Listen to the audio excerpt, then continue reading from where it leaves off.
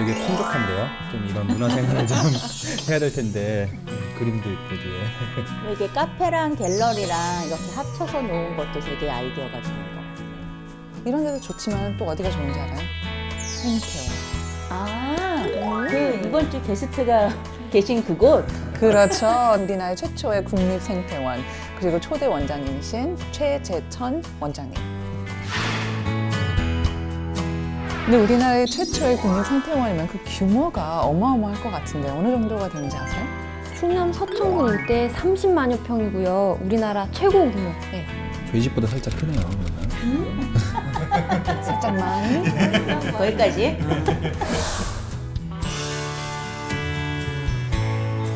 요즘 트렌드가 아무래도 좀 자연이나 아니면 식물원 뭐 이런 데 가는 것도 되게 유행이잖아요. 그러니까 그런 사람들한테도 되게 기쁜 소식일 것 같아요. 저도 꼭 한번 가봐야겠어요. 빨리. 저는 갔다 왔는데요. 제가 봤을 때는 정식대장 전이라서 좀 어수선하긴 한데 되게 좋더라고요. 뭐 어떤 면이? 일단 규모가 엄청났어요. 뭐가 제일 인상적이었어요? 저는 열대관에서 이렇게 열대어들이 동선 따라 같이 움직여요. 그게 되게 신기하더라고요. 펭귄도 있고. 오, 펭귄이 있어요? 펭귄이 있어요. 수족관 한 번도 안 가본 사람처럼 얘기하시네요. 저 펭귄 처음 봤어요. 이런 분이 대한민국에 많이 계실 거예요. 홈페이지 보니까 펭귄도 그렇고 지중해관, 사막관, 전 세계 기후에 맞는 생물관들이 다 있는 것 같더라고요.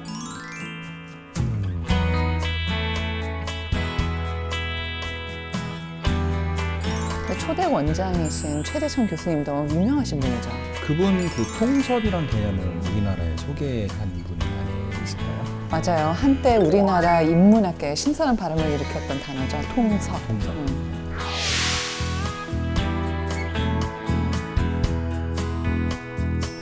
요즘 청주경제 뭐 이런 거 되게 많이 얘기하는데 통섭하고 연관하면 좀 풀이도 되게 쉽게 이해가 될 것 같아요. 예를 들면 뭐 예술과 과학의 결합 이런 것처럼 서로 별로 어울릴 것 같지 않은 게 모여서 시너지 효과를 내는 게 통섭이란 뜻이니까. 전 예전에 이분이 인문학 강의 자주 하셔서 사회학자인 줄 알았어요. 전 사실 여성학자인 줄 알았어요.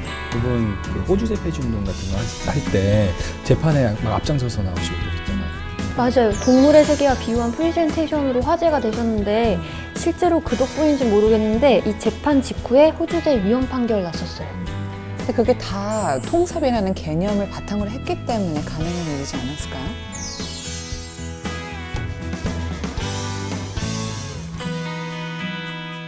가장 최근에 생태학자로 임명세 타신 게 돌고래 제돌이 때죠. 맞아요. 그 제돌이 바다 돌려보내 앞장섰다고 하더라고요. 네네네. 그 지금 나온 얘기들만 모아도 우리 토크쇼 정말 시간이 모자라겠는데요? 아무리 시간이 모자라도 이거는 꼭 물어봐 주세요. 어떤 거? 그 제인 구달하고 원장님하고 굉장히 친하신 것 같아요. 같이 최근에 뭐 활동도 같이 하시는 것 같더라고요. 그런데 왠지 두 분이 굉장히 잘 어울릴 것 같지 않아요? 네. 그러면 키워드 정리하시죠. 네, 그럽시다. 좋아요. 네. 한번 정리해보세요. 저는 그 국립생태원 어떤 그렇죠. 데인지 네. 네, 일단 그부터 알고 시작하는 게 좋을 것 같습니다. 소개를 해야 되겠죠? 네. 또 뭐가 있었죠, 아까? 저는 통섭에 관해서 좀 통섭에 관한 이야기를 제대로 한번 좀 직접 들어봤으면 좋겠어요. 통섭과 생태계를 한번 연결해볼까요?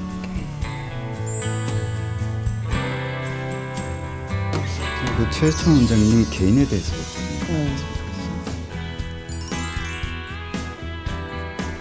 오늘 1시간 안에 우리가 통섭적으로 아주 다양한 이야기를 나눌 수 있을 것 같아요.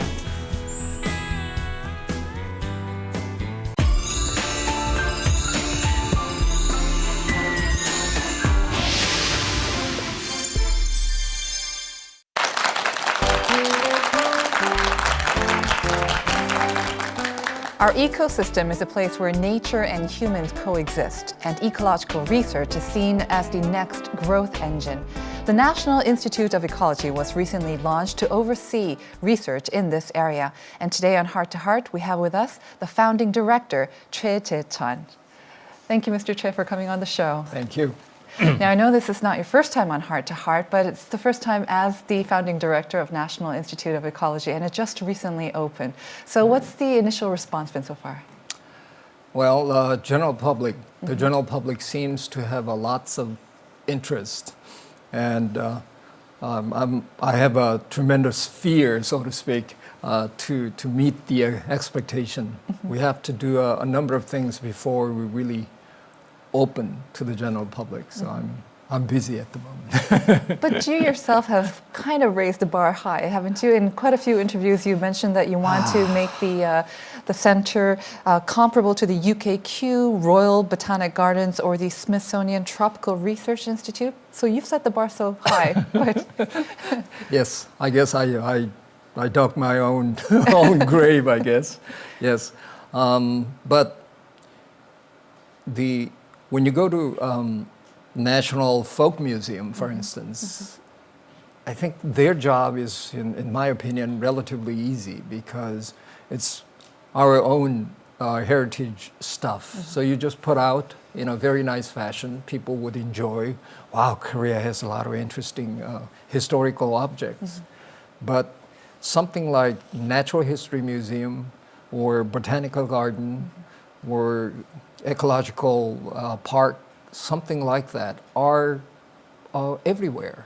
It has no political boundaries. And even Korean general publics, when they go to Europe or United States, I'm not sure whether they really want it, but their itinerary always has a visit to museums and botanical gardens.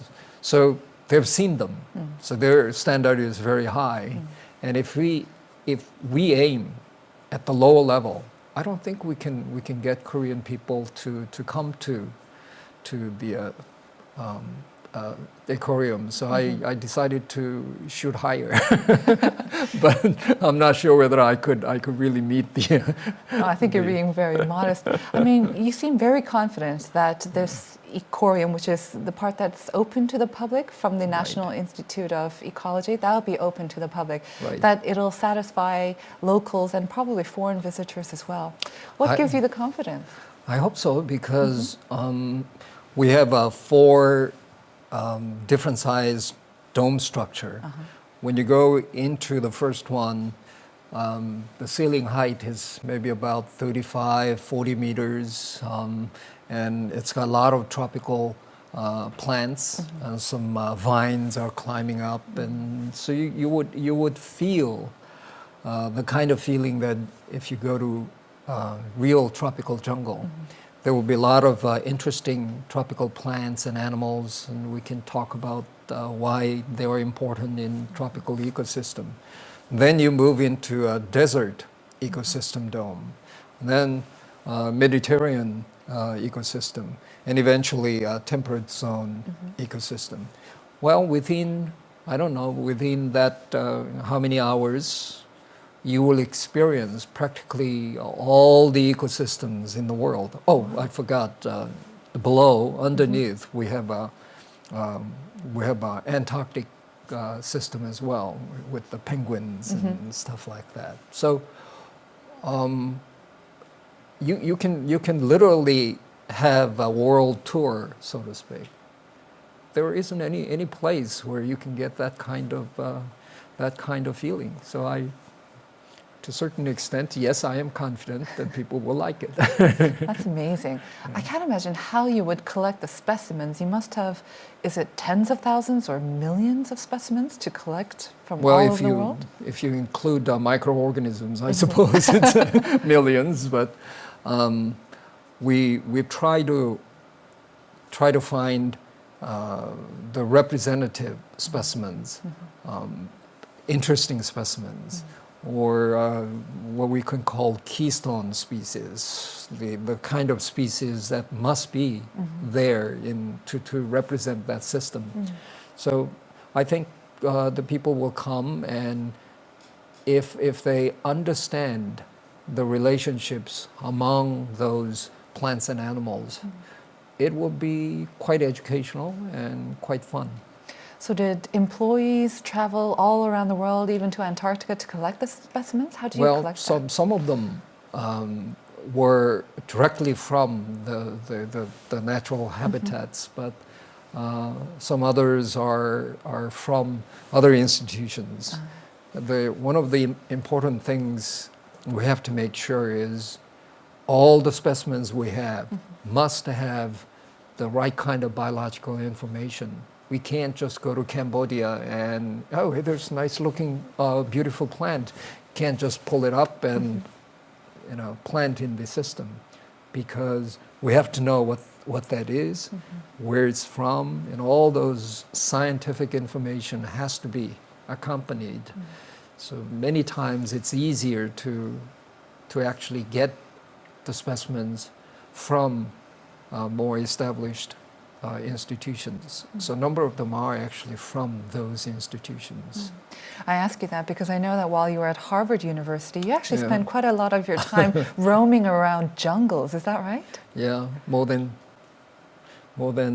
10, 15 years, I guess. I've spent most of my time in the tropical jungle, crawling around and looking for little bugs and looking for bats and stuff like that.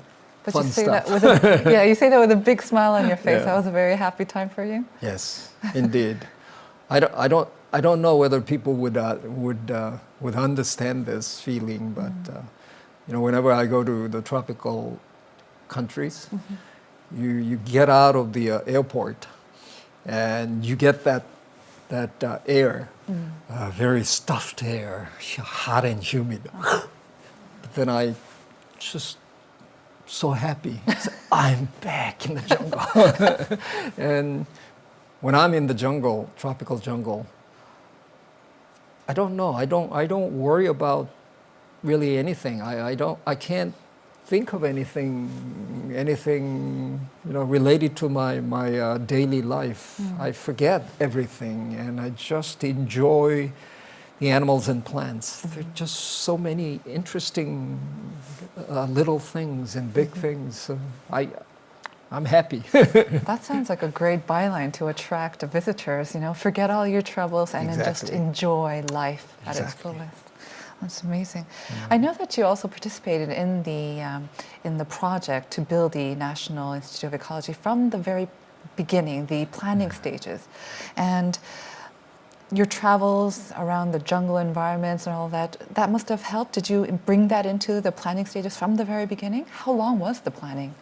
Well, in 2008, for almost entire year, I guess I spent almost entire year to come up with the total planning scheme. Well, I guess my experience has played a good role, but I couldn't really insist, my own thoughts too much. So there are. It is a collection of many people's experience and expertise are in there, but for the construction period, I wasn't really involved, and now I'm back as a founding director, and I see a few things that aren't here, just the kind of things I thought about and I put down in the planning scheme. Right. So I'm a little disappointed, and I'm now trying to reincorporate those things. Let's see how well I can do. Can you give us one example that you're most disappointed to see? Some of the general public in Korea know me as ant specialist. Yes. And I've been studying ants for practically all my academic career. Ants are incredibly interesting animals. So far, I have never seen anybody who, well, in real life, if you give ants to someone, people might say, ooh, but whenever there's an exhibition about ants, I've noticed everybody likes it because it's so strange and interesting. Right. Now, there is no ant in the exhibition at the moment at the National Institute of Ecology, but I am going to. I have lots of ideas at the moment. I'm going to set up a very interesting ant exhibition. You can come and watch how fungus-growing ants carry little tiny leaves from forest to their nest to try to grow mushrooms, and I can also, I'm thinking to have those ants as well. We call weaver ants. They produce silk material. When they have to produce cocoon, they use those silk to connect different leaves to make a room, so to speak. So they go inside and live. And I can probably make that kind of exhibition as well. And people could come and watch how ants build their system, how ants work, their everyday life, and could be very interesting. What's so fascinating about that? Is it like a small, tiny representation of our own society, how they all work together? And is that what's so fascinating about ants to you and the general public? Yes, indeed. Yeah. I mean, if you look at ants crawling on the ground, I mean, they are tiny little insects. They don't seem the most intelligent. Yeah, yes. They don't seem, very spectacular. But when ants are together as a group, they do things that we humans do, many of them. I mean, they have their own country, they have their own queen, they do agriculture, they do dairy farming, they have a slave system, they use slavery to they have wars? maintain. Yeah, they have a war. Politics. Then they even developed the division of labor system, almost like we Hyundai and Kia factories. When you go, how automobile is Assembly built. line? So it's incredible how that little insects without a backbone. We are very much apart in terms of evolution, but all important questions we had to deal with, we had to get the answers. Somehow we got the same answers. How amazing. It's just, the more you look at ants, the more you get amazed. It's amazing. Well, I think you should definitely include an ant exhibition. I will. Well, let's take a look now at the aquarium at the National Institute of Ecology. The National Institute of Ecology in Seocheon, Chungnam is large enough to fit 92 football fields.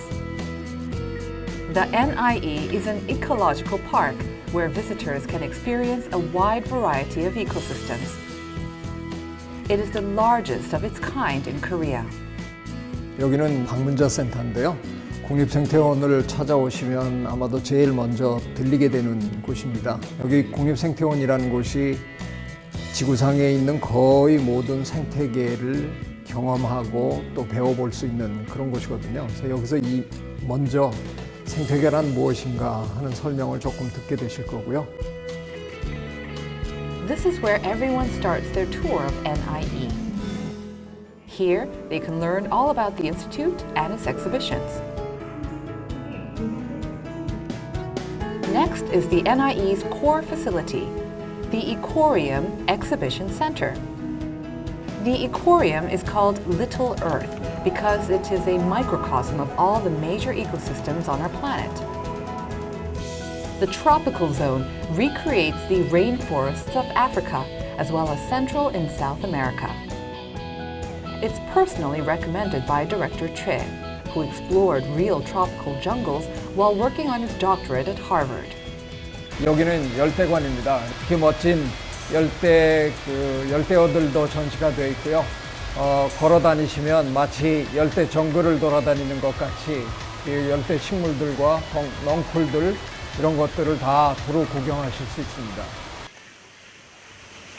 Choe also recommends the temperate zone. 여기는 온대관인데요. 여기에 특별히 우리 제주도가 갖고 있는 아주 독특한 산림 생태계인 곶자왈을 여기다가 구현해 놨어요. 곤줄박이들이 와서 땅콩도 이렇게 먹고 갈 수 있습니다. 누구나 오셔서 한번 자연에 사는 곤줄박이들과 함께 즐거운 시간을 가셔도 좋습니다. At the aquarium, you can see how different animals and plants coexist in each ecosystem. You can also see how nature and human beings coexist in harmony. So if you'd like to experience the mysteries of the natural world, the NIE is a good place to visit. 저는 방문객들이 이곳에 오면 이 동물과 이 식물들이 우리의 삶과는 어떤 관계를 맺고 있고 또 자연 생태계에서는 어떤 역할을 하는지 이런 것들을 두루 체험하면서 또 몸으로 체득하고 가셨으면 좋겠습니다. Now, it's not just plants that we can see at the aquarium, is it? I think we just saw some penguins there. Are there any other rare plants or animals that visitors can look forward to? Well, there are a number of very rare, interesting plants and animals we try to put together. If I were to speak for one particular living organism there, I want to say something about baobab tree. You all, a lot of Koreans know the story, The Little Prince, right? The baobab tree is a very interesting part of that tree, that story. Right. We have one baobab tree in the aquarium, ecorium. People can come and talk about the stories of Little Prince. Yeah. Okay. Now, the site itself was originally a mud flat reclamation, and I heard that it was actually intended for constructing an industrial complex. How are you able to take over this great site then? That's an interesting history in a way. Across the river, we have a Kumgang River in between. The north of the river is Seocheon, and the south of the river is Gunsan. Gunsan has Saemangum, and they developed. And so the Seocheon people thought, hey, why not for us? Seocheon has a very nice mud flat as well. So they asked the central government that we too want to develop the mud flat so that we can build industrial park. The central government denied that, no more mud flat development. And I understand that Seocheon residents actually had lots of demonstrations and stuff like that.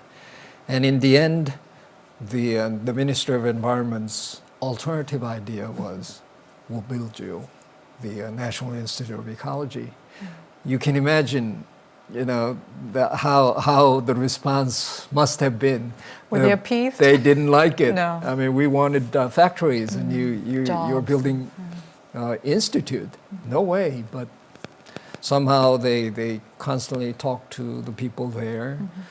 Interestingly, Seocheon people have really worried about their future very genuinely. And years before, they actually asked SERI, the Samsung Economic Research Institute, for that kind of projects. And the result, the final recommendation the SERI had was amenity Seocheon. Instead of building factories, why don't you become a ecological town?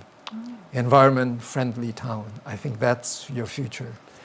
The final day of that recommendation, they had a small symposium, and they invited me to give the keynote speech. So I began meeting with the Seocheon people that way, and then a few years later, the National Institute of Ecology was being planned, and Minister of Environment asked me to do the planning. So I got involved in that project. Now I'm back as a founding director. So I guess in a sense, there's some fate in this. Come full circle. And how have the locals accepted it now? Have they come around as well? Are they accepting and embracing this institute? Yes, but still with quite watchful eyes. Is it really going to be helpful to our economy? They keep asking. So what are you going to do to make us a little richer, better? I don't know. That's my job, I guess.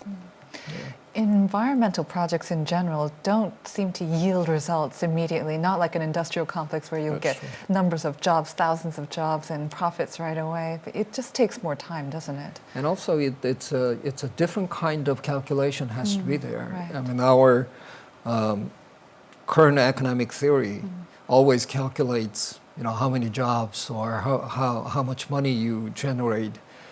How much money you saved doesn't really go into the calculation. Now, having a mudflat is an enormously profitable the asset for the environment. If you want to develop a mudflat into the factories, then you have to build the cleaning system as well. The ecosystem cleaning service is gone, and if you want to build that system, it costs enormous amount of money. The nature just does it all the time for you, so you don't know, how much money you're saving. Yes. But when you clear that away, then you will have to eventually spend that much money or even a lot more money for that. And the current economic theory doesn't really calculate that into the system. And we need a different economic theory now. So the Institute itself is also very ecological, the system or the way it's managed and operated? I hope so. I mean, all our buildings are almost passive house kind of buildings. We try to minimize energy expenditure. I really don't want to hear at the end of my first year and the newspaper says National Institute of Ecology has spent this much electric bill. No, I don't want that. All the buildings are very well designed, and we probably needs very little energy to run. And the institute should be able to teach that way of life to the Korean general public. That's great news. The National Institute of Ecology did experience some pains and difficulties before its birth. Let's see its history. The National Institute of Ecology opened in October 2013, but it took 6 years to complete. Construction began in July 2009 after countless discussions. An environmental impact study was made to preserve as much of the parklands and marshes as possible. From its construction to operation, the NIE remains true to the ecological purpose of its founding. The NIE started with a budget of 34 billion won. It now has 7,000 animals and 1.1 million plants. It's a place where nature lives and breathes. 자연의 체계를 수용해서 하는 것이 식물원과 다른 생태원이다 생각을 해서 생태 체험관 내에도 한반도 숲에도 그와 같은 식생을 도입했고, 심지어 건물 주변에 조경하는 것도 이제는 바꿔야 되겠다. 그래서 조경이 아니라 생태적 복원을 실현하자 해서 거기도 역시 전부 자연에 있는 숲을 그대로 옮겨놓는 체계를 따랐습니다. A great deal of consideration went into designing a center that's right for Korea. Other research centers, like the Eden Project in the UK, the Zoo Zurich in Switzerland, and the Arboretum in Dahlen, Germany, and many others served as models. The organic design of NIE makes it possible for the entire complex to become an ecological experience. Inside the aquarium's greenhouses and outside the extensive grounds, everywhere you go, there's something to see and learn. The NIE is a research center, exhibition, and education facility all rolled into one. It is the first in Korea to focus on ecology, and it shows us the importance of a harmonious balance between man and nature. Director Choe, I think most of our Korean viewers are probably most familiar with you as being former professor at Ewha University, and you're also very famous for giving lectures, especially on the subject of consilience. Now, for those of us who are not that familiar with the concept of consilience, could you also explain a little bit of that and how it connects to your job right now? Oh. Well, the consilience is the term that was coined by 19th century British philosopher.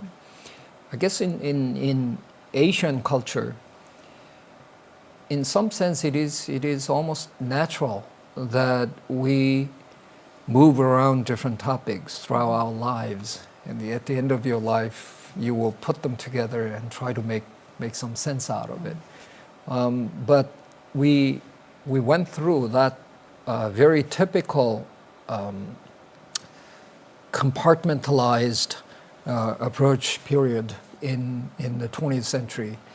Many different academic disciplines got divided into even smaller areas. In biology, there are all kinds of little subdisciplines: physiology, genetics, and cell biology, ecology, evolutionary biology. Now, toward the end of 20th century, people started wondering, is this the right way to go? And quickly enough, people started thinking to putting together not only within the science, but the science and humanities and science and social sciences. And consilience, in a sense, came back.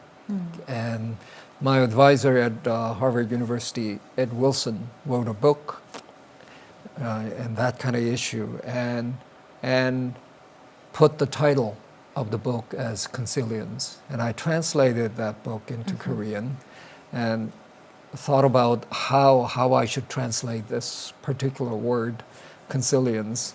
And somehow my translation of consilience has a kind of attractive appeal, I guess, to Korean people. And it's been nearly 10 years, and it's now almost everyday, ordinary terminology. Everybody uses it. Now we need to cross the boundaries in order to be creative in a way. That's the concept. It almost sounds quite similar to another sort of buzzword, convergence. Is it quite similar to that then? Yes, it did. You can have convergence or integration, unification. They're all these kind of words that are quite similar in meanings, but consilience is slightly different from convergence. Convergence is where different techniques can actually become one new technique. Right. But consilience just does not require actual mingle together. In consilience, I guess each one could have their own identities, and yet you talk to each other, you find out about each other. In that process, you create something totally new. So I call convergence is very chemical process. The H2O is what we call water. When I drink water, I don't say, gee, I feel hydrogen atoms in there. No, 2 hydrogen and 1 oxygen get converged to create totally new material, water. So it's a very chemical process, but consilience is a very biological process. You don't lose your identity, but you can have very interesting son and daughter between two animals or plants. It's almost like biological reproduction, in my opinion.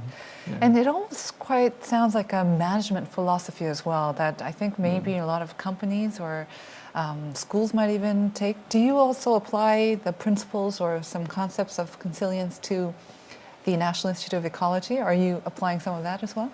Well, I guess I would naturally do that. Surprisingly, a lot of Korean businesses, Korean industries ask me to come and give talks, and in the beginning I felt awkward, and I'm a biologist. I know nothing about business management, but they asked me to come and give a talk. In the beginning, I thought, gee, what am I going to talk about? So I went there and just talk about nature. But then slowly I realized this is the time that we like to cross borders to try to get different perspectives, different ideas, and in the end, simply because we looked at the same problem from many different angles and put together and have created a new perspective, that's sometimes very powerful. The kind of idea you get within the boundaries is very predictable ideas, but And limited. the kind of idea that came about by crossing the borders sometimes can revolutionize the world. And well, ecology is in a sense very consilient from the beginning. It has to understand how nature works, and that requires chemistry, physics, biology, or even social sciences. So the National Institute of Ecology has to be consilient, I think, in terms of management. And I'll try to manage as consilient as possible. Because you've been very good at actually kind of mixing ecology or your study of biology with social studies in a way, I think, because you've mentioned that you have a habit of connecting phenomena from the natural ecosystem with the human world. And maybe that also led to a very famous incident, of course, where you were called in by the Constitutional Court because of the family registry system. That's also quite related, isn't it? Would you explain that story? Well, in a sense, I guess it's just part of my personal history. I never thought I would become a scientist when I was studying in middle school and high school. But somehow I became a scientist. And probably because of that, whenever I am in the wild and looking at the nature, I guess I always ask questions. What if the same thing happens in human society? Or is there any similarities with the human society? I mean, I always look at the problem that way. And ever since I started writing the newspaper articles and books for the general public, almost naturally it came to me that I try to connect the human society with the natural environment. And I've spent many years in the tropical jungle, as we talked about, and I watched many animals do their own businesses, and I've realized that at the center there's always a female. Because we are the biological organisms, reproduction is the key to survival, and the females are the ones that reproduce. Myself, male, I don't have a way to reproduce myself. I need a female to reproduce myself, reproduce my DNA. Been watching that for many times, and then I'll come back to my own society, and then I look around. It's a male-dominated society. I had to wonder why this is so, and slowly but surely enough, I realized that human society is an exception. It's not a very natural system, and I didn't realize how great an impact that will have, but I just spoke out, and then I got into all kinds of trouble. I couldn't even use my telephone because there's always, telephone ringing. If I answer my telephone, there's a four-letter words just pouring out of my telephone. Right. Many people were opposed to changing the system, weren't they? There were a lot of my male partners who were very upset, I guess.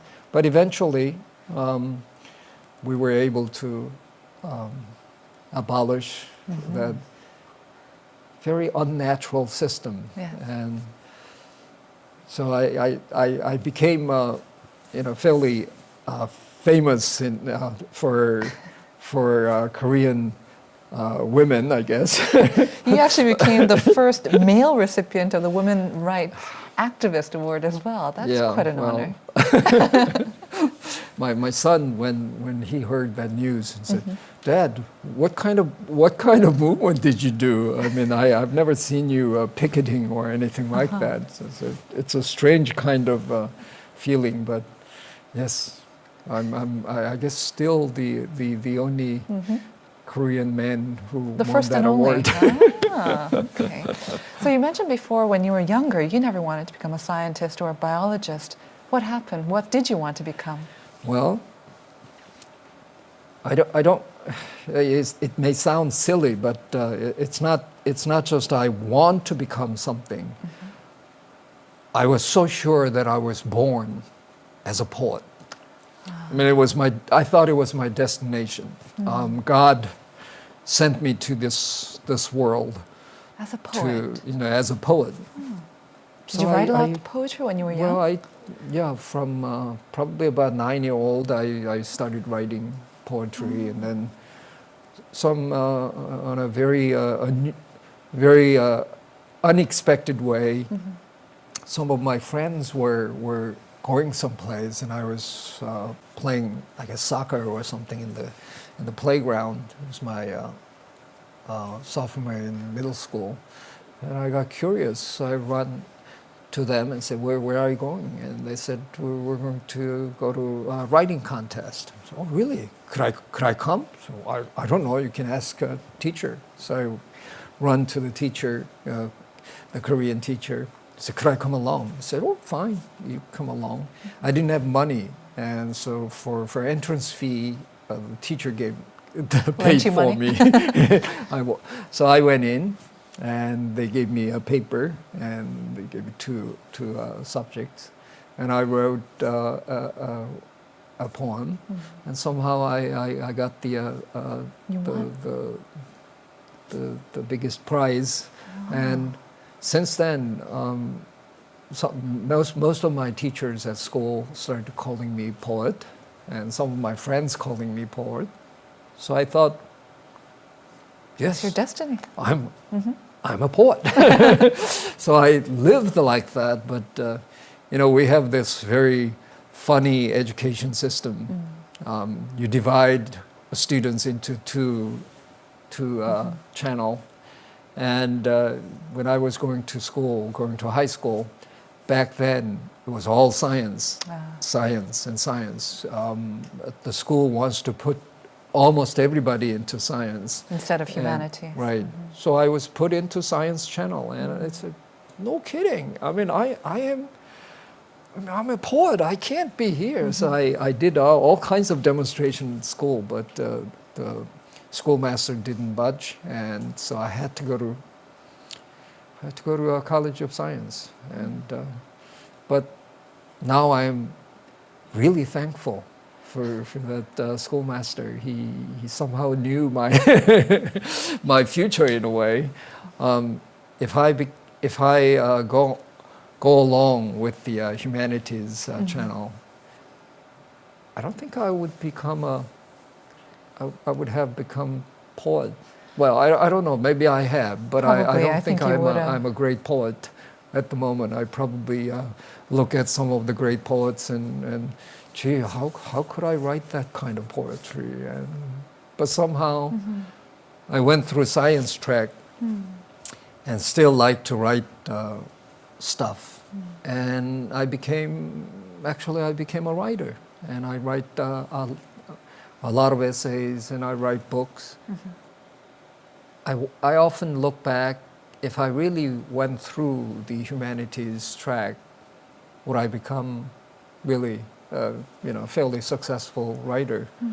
Probably not. And science gave me the material to write, and I'm ever so thankful for that. As are we, I think. Now we're able to enjoy nature through a poet's eyes. Oh, well, thank you. And I'm here with Choe Jae-chun, the founding director of the National Institute of Ecology. We'll be right back after this.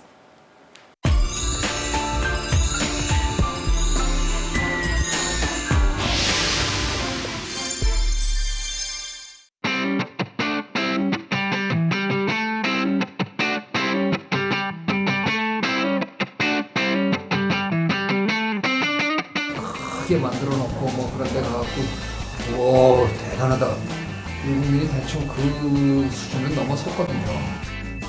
그런 거는 제가 보기에는 별로 앞으로 사람을 끌을 가능성이 별로 없어 보이고요. 자연과 이렇게 감성과 이런 게 어우러지는 게 되긴 될 거예요. Director Choe, in addition to working with Professor Wilson, I think you mentioned, Ed Wilson, you also worked with another very famous person, probably the world's most famous expert on chimpanzees, Jane Goodall. Right. Could you tell us how you began working with her? I think it was 1996. I came back to Seoul National University from the University of Michigan in 1994. In less than 2 years, I got a phone call from a popular magazine and said, we want you to interview Jane Goodall. I couldn't believe what I was hearing. I said, did you say Jane Goodall? I said, yes. I said, when? I'm coming. I had no hesitation whatsoever because I always wanted to meet her. But all through my days in the States, I lived in the States for 15 years, and I read about her, I watched her on TV, but I'd never met her. Wow, I can interview her. Yeah. So I rushed out, and I got to know her. She is probably one of the most incredible and kind, wonderful, inspiring people you would ever meet. She inspired me. And I've always wanted to do to study primates, and so she pushed me to begin my primate research as well. And then I started inviting her back to Korea. Could you come? She visited almost 100 different countries, travel around more than 300 days a year. It's a very tight schedule. So. To be included in that itinerary was nearly impossible, but I asked her and she said, okay, I will. So from I think the year 2000, she's been coming every other year. It's been almost 6th or 7th time she's been to Korea. This year, she'll be here again. And so I've been trying to help her do her work in a way. She's doing what she calls roots and shoots movement. It's a worldwide environmental movement, and I'm trying my best to try to have that system in Korea. And in the process of doing that, I realized I need a system to carry out that kind of activities. So I created a new foundation called the Biodiversity Foundation with Jane Goodall. She was very happy when I did that. You've worked with Ed Wilson, you're working with Jane Goodall, you're the founding director of the National Institute of Ecology, you have your own Biodiversity Foundation now. It seems like you've basically done whatever you want. You're writing, you're carrying out your dream as a poet as well. Is there anything that you haven't done and that you would like to do? Oh, there are a lot of things I haven't done. Do you have the time? Well, I don't know. When I was a little kid, I once dreamed to be a dancer. Ballet dancer or jazz dancer? Or? I don't know, whatever dancer. Oh. I haven't started that line of activity. My bones are kind of cracking now, but you never know. I might challenge. Never too old for dancing. No, never too old for dancing. Well, another thing that I like to do is I want to write a book entitled just Life. Nothing but life. Not just as a biologist, perhaps as a poet, perhaps from a perspective of religion, perhaps from a perspective of I don't know, engineer or whatever. I want to look at life, something we call life, something we live, from many different angles, and write about some huge collection of essays and thoughts and stuff like that. It may become, I don't know, 6,000 pages long or something like that, but I want to write that book and die. So you promise we can look forward to that book? Yes. Well, I know you have a very busy schedule, so I'd like to thank you for coming into Heart to Heart, and I wish you the best of luck. Thank you very much. And we look forward to your book called Life, of course. And that was our conversation with Director Choe Jae-chun of the National Institute of Ecology. Thanks again for joining us, and join us again next time on Heart to Heart. Bye-bye.